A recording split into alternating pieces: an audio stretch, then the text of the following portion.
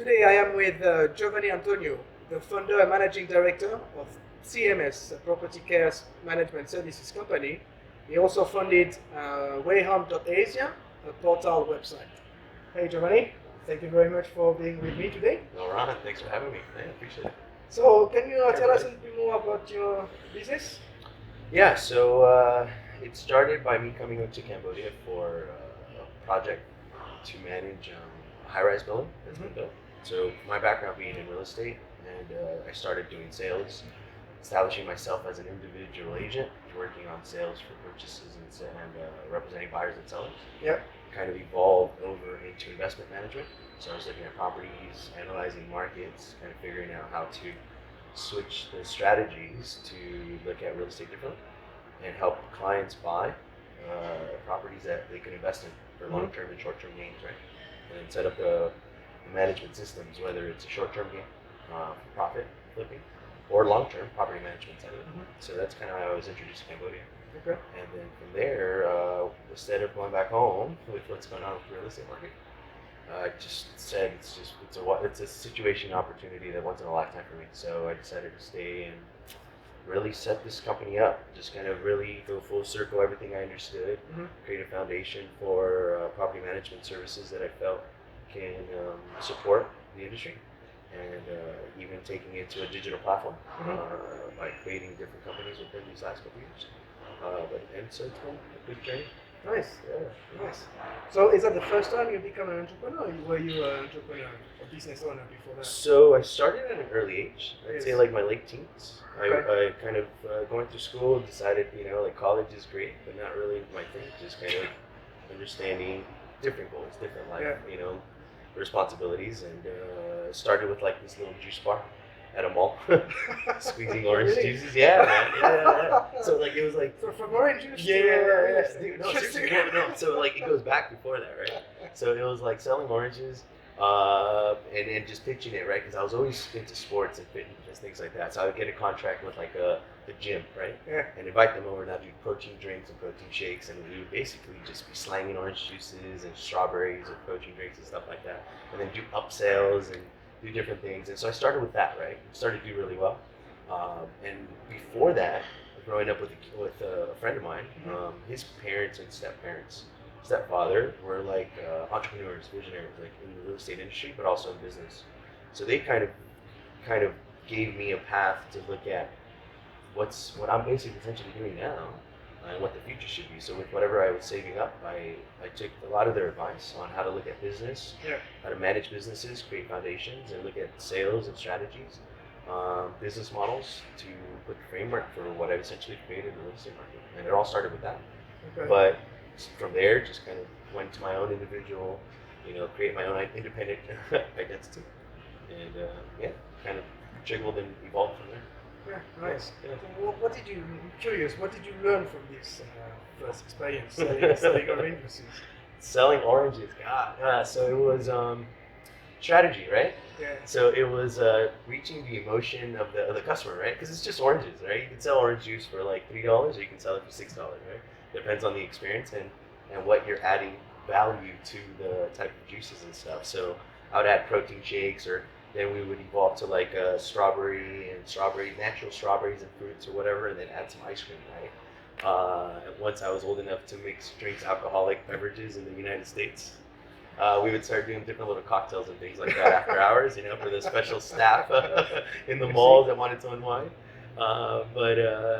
It was just kind of understanding kind of how to reach the market and engage, right? Yes. Because it wasn't just the $3 orange juice; it was an upgrade, right? Maybe they wanted some added things to it, and I kind of learned from a really early point that it's not just the product you're selling, but really what you're adding to the value of that service that helps kind of build that type of stuff. So that kind of helped me engage more further once I got into real estate, to figure out how to establish relationships and offer more solutions, more services to the customer, to get more out of just, I'm going to charge you the same as everyone else. Well, yeah, but I want to add more services to it that creates concrete relationships, whether it's just closing the deal, but also after that, establishing relationships to get referrals, and then planting seeds to do follow-up type of systems, And so that's kind of essentially where it all started, because that's how I would get engaged with returning customers and stuff like that. Nice, Yeah. nice. So is that the opportunity that you saw in the real estate market in Cambodia? So, understanding real estate, from how I took it back home, I would analyze the market to find what's the best options for my clients, right? Myself included, to kind of figure out what I can get involved in investments for purchases, then figure out how to present this in a package that allows a customer to say, I believe in that. All the information is correct. And he was very comfortable to move forward with my advice to offer $100,000, $1 million, $10 million in a project that I'm presenting that is going to offer return on investment, right? So I have to sell not only the concept, the details, the data, and the direction and the final results of it. So it's a full package system. So when I came to Cambodia, you can instantly see, as most industries, there's a lack of information and a lack of that ability to really understand how to present a full package service of information for clients. And I'm looking forward to what's happening in the near future with the real estate industry. And that inspired me to kind of start with property management system first, because it helps me figure out what are the services that the future is going to need, and then present different business models for the customers that are going to be more involved, more engaged, right? Whatever the topic of conversation is right now, it's going to evolve, it's going to change. People are buying now in a luxury market, right? Then we have to figure out exactly what their next goals are going to be when the market starts to be saturated at a particular percentage point. Where's an entry level of customers that are coming in from a growing middle market of consumers that are more on a national scale, right? Where do we meet in the middle? And so that's kind of my business model, is to understand how to service not just today's market, but prepare for tomorrow's. And that's kind of why I felt created these companies. Right. So like understanding and anticipating the customer needs. Yeah, 100%. Yeah. And I think, and I would have to contribute that to understanding your profession, right?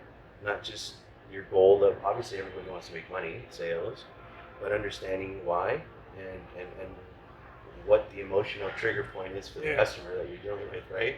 Emotions, it's very important.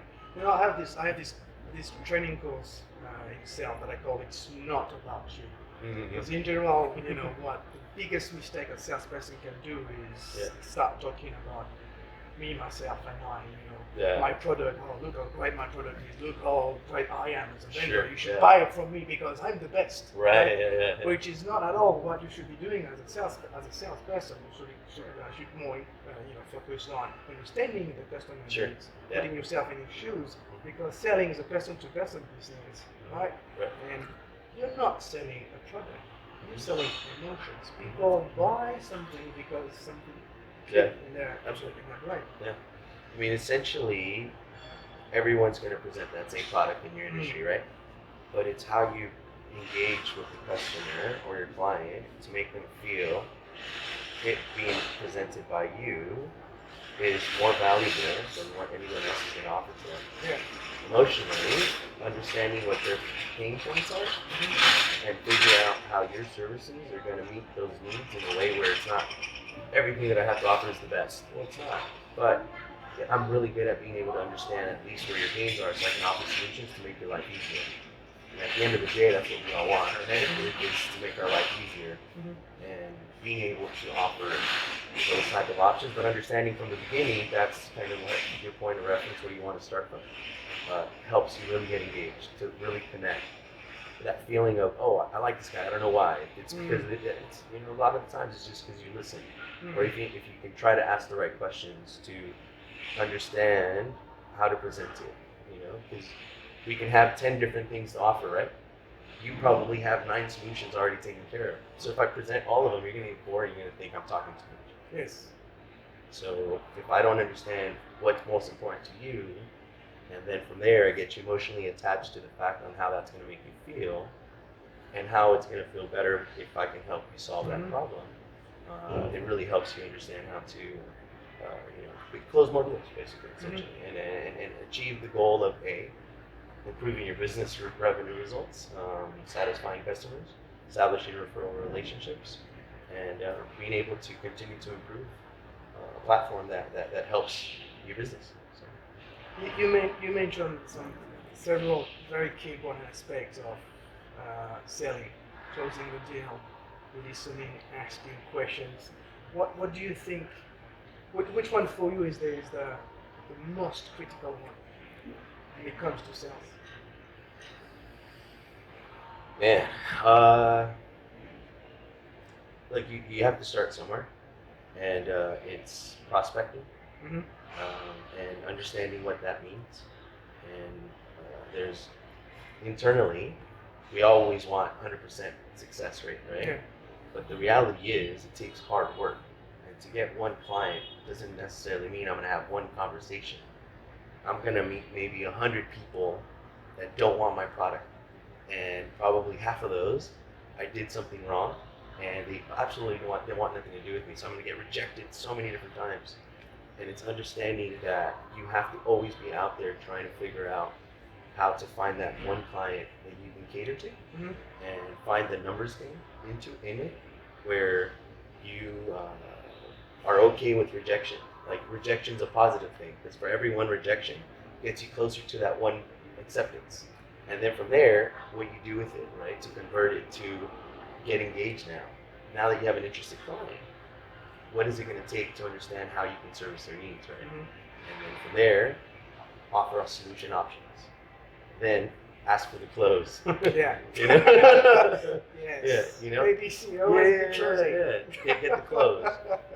Understand that even with that close, that doesn't mean, yes is a yes and no is a no. Like, it's figuring out how to handle different objections, whether it's negotiating price, negotiating objections of interest, time, family, commitment, spouse approval, Mm-hmm. figuring out how to go back, offer solutions patiently, and Mm-hmm. also, look, in another country, how I did it in the United States completely different than how I was doing here in Cambodia. Right. And presentation and communication is completely different, of level of respect, level of approach, even persistency, and even let's say what we would say activeness or persistence. Here it's sometimes too aggressive, right? Right. So it's how to approach it passively, but at the same time still accomplish your goals.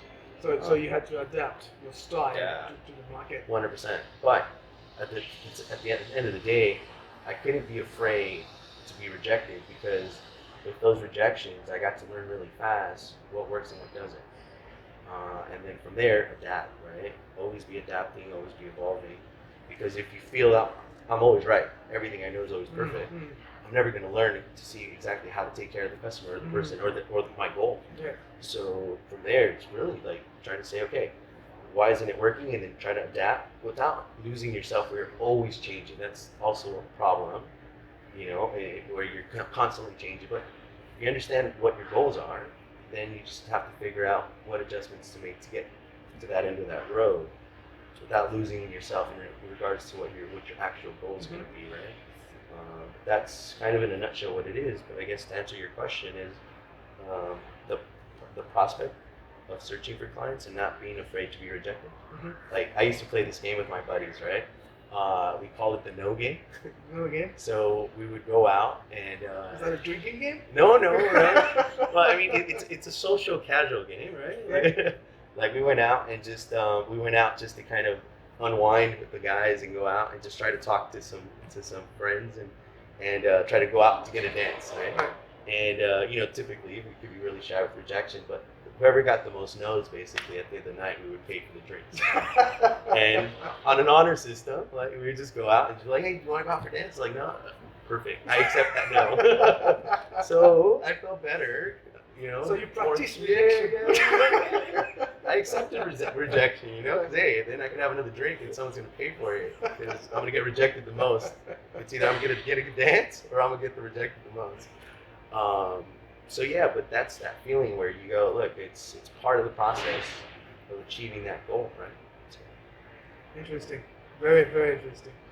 I want to come back a little bit on your entrepreneur's journey.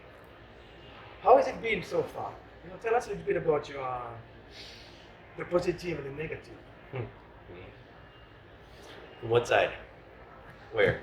As an entrepreneur, being a business owner. Uh, man. Uh, Pros, I think flexibility, right? Where you really are in control of your own destiny, of how you want to achieve, and you feel like every step that you feel that you've accomplished feels that much better. And Mm-hmm. there's that, that old saying of like, no one tells me what to do. I decide to figure out, when I want to work. But at the end of the day, interestingly enough, there's an internal passion to wake you up and always figure out what you're going to do today, right? Yeah. Until you get to the point where you go, okay, I can take a little bit of break because you establish yourself enough to have different, things happening around your business where Mm-hmm. you can take a small little break. But honestly, if you're constantly wanting to grow an entrepreneur business, there is no day off. Like it's one where it really takes hard work and effort. But if you really contribute and sacrifice and really stay committed to your business, you start to see the results paying off. And it's like watering a plant, right? Mm-hmm. Like at first you don't really see too much, progress, but if you continue to do it properly, feed it, water it, take proper, steps to measures to make sure it's growing into something strong, you get good results. On the negative side, or it's not even negative, it's more like just a challenge. Mm-hmm. Part of those, is responsibility. Like, as an entrepreneur, like we have our goals that we want to accomplish for ourselves, but if we fall and fail, it's on us. Yeah. But if you're building a team that are dependent on you, your ideas better be solid because people are going to commit where you're taking care of staff, employees, salaries, people's futures, commit like beliefs in the direction you want to go, and 6 months or a year may not be nothing for us as an entrepreneur because we go, look, we're going to figure it out one way or another. But if you have people believing in you, you're building a company slowly and surely for something bigger. Yeah, there's still people there that you don't want to let down, and you kind of want to have that in the back of the head, that on the back of your mind, that every step you take is you're being calculated to where everyone can benefit from it. Mm-hmm. Because it's not just my gain that I want to pursue; it's the gain of everybody around me, right? Like if we climb, everyone climbs with us. But with that comes a responsibility of making sure that I'm presenting the right type of opportunity for everybody, and that's, again, it's kind of like it's not a pro and con, it's just one of those things that you got to recognize that you're really calling yourself an entrepreneur to run a business, right? Right. And what is it that you are the most proud of so far? So we're talking about your entrepreneur journey. Most proud of?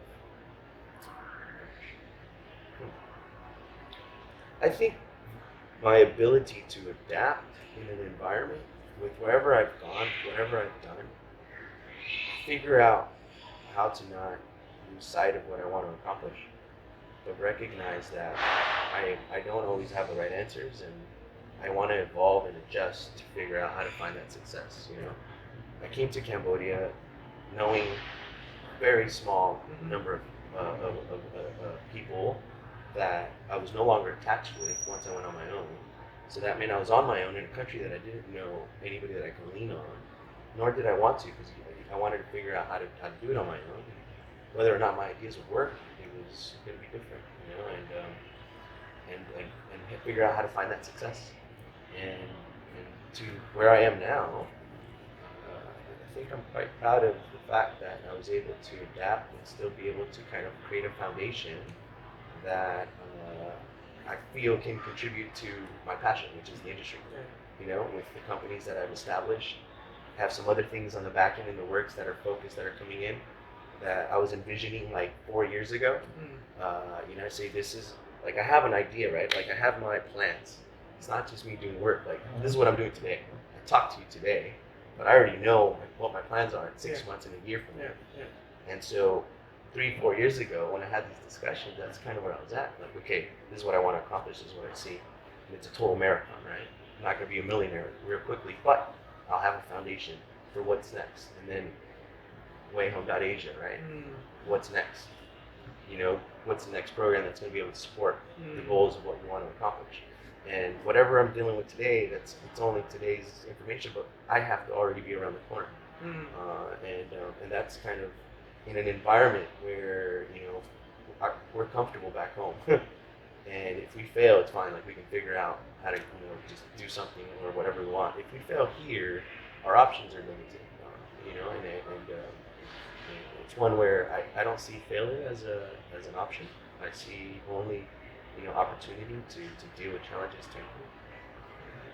Interesting. But failure could be there, right? Yeah, it's scary. Right. Well, it's a thin line, right?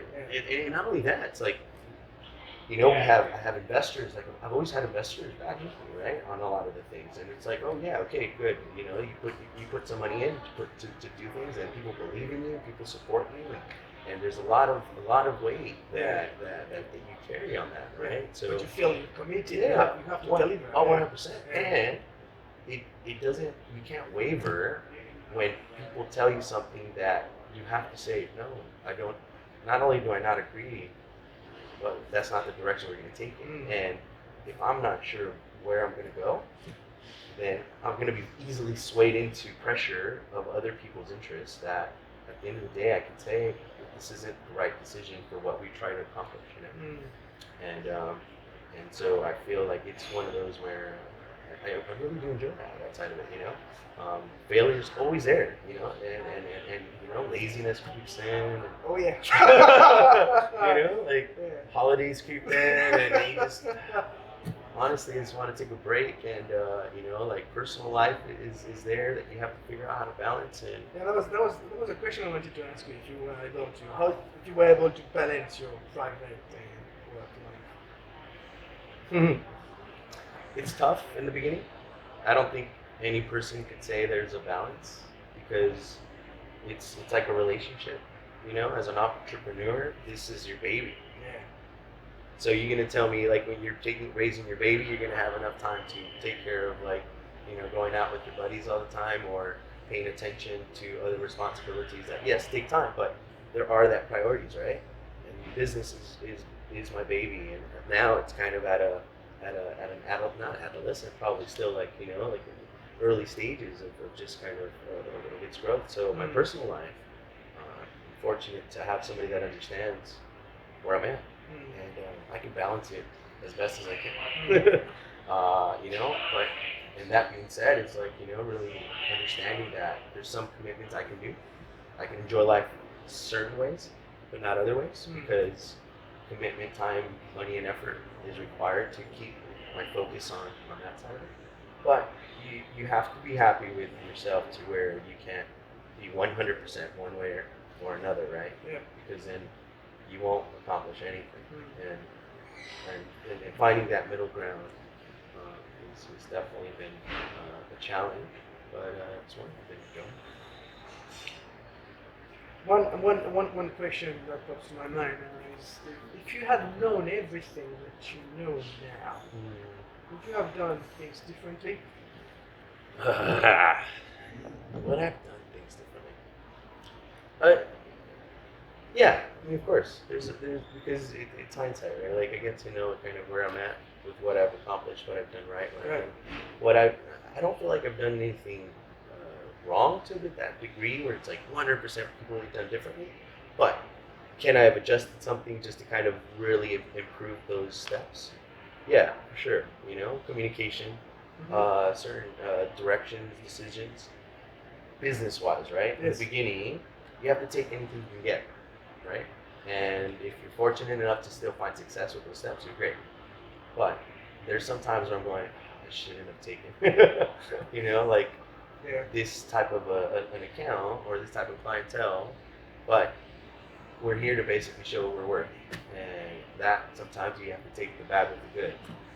And so those little things, how to communicate those things of the ones that you're taking because you're in that position in your business where you have to figure out how to continue to improve, and be more calculated on when you feel in your gut and your business model and the numbers show you.